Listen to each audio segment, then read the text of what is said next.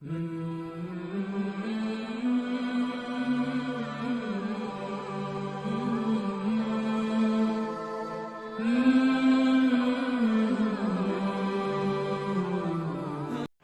اللہ کے نام سے جو بڑا مہربان نہایت رحم والا ہے۔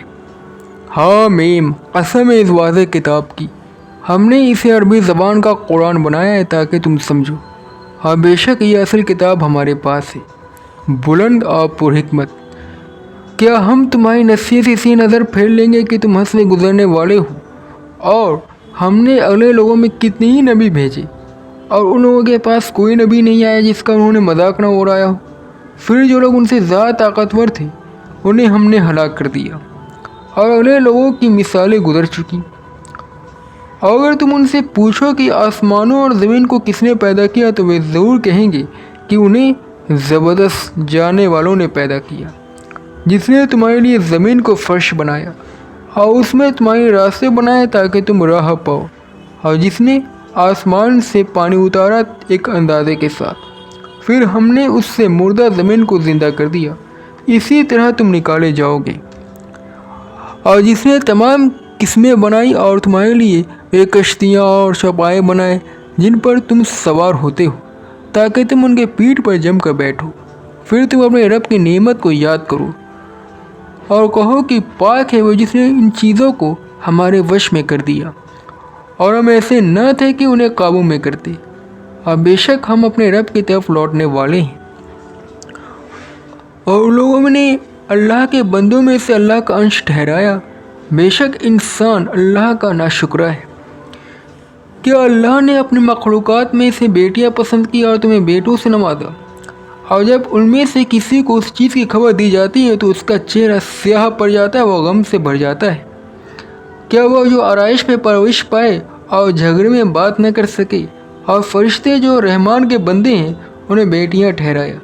کیا وہ ان کی پیدائش کے وقت موجود تھے؟ ان کا یہ دعویٰ لکھ لیا جائے گا اور ان سے پوچھ ہوگی، اور وہ کہتے ہیں کہ اگر اللہ چاہتا تو ہم ان کی عبادت نہ کرتے، انہیں اس کا کوئی علم نہیں، وہ محض بے تحقیق بات کر رہے ہیں۔ کہ ہم نے انہیں اس سے پہلے کوئی کتاب دی ہے تو انہوں نے اسے مضبوط پکڑ رکھا ہے، بلکہ وہ کہتے ہیں ہم نے اپنے باپ دادا کو ایک طریقے پر پایا ہے تو ہم ان کے پیچھے چل رہے ہیں۔ اور اسی طرح ہم نے تم سے پہلے جس بستی میں بھی کوئی ڈرانے والا بھیجا تو اسے خوشحال لوگوں نے کہا کہ ہم نے باپ دادا کو ایک طریقے کو پایا ہے اور ان کے پیچھے چلے آ رہے ہیں۔ ڈرانے والوں نے کہا اگر میں اس سے زیادہ صحیح راستہ بتاؤں پھر بھی جس پر تم اپنے باپ دادا کو پایا ہے؟ انہوں نے کہا کہ ہم اس کے منکر ہیں جو دے کر تم بھیجے گئے ہو، تو ہم نے ان سے انتقام لیا، بس دیکھو کہ کیسا انجام ہوا جھٹلانے والوں کا۔ اور جب ابراہیم نے اپنے باپ سے اور اپنے قوم سے کہا کہ ان چیزوں سے بری ہوں جس کی تم عبادت کرتے ہو، مگر وہ جس نے مجھے پیدا کیا، بس بے شک وہ میری رہنمائی کرے گا۔ اور ابراہیم یہی کلمہ اپنے پیچھے اپنی اولاد میں چھوڑ گئے تاکہ وہ اس کی طرف رجوع کرے، بلکہ میں نے انہیں اور ان کے باپ دادا کو دنیا کا سامان دیا، یہاں تک کہ ان کے پاس حق آیا اور رسول کھول کر سنا دینے والے، اور جب ان کے پاس حق آیا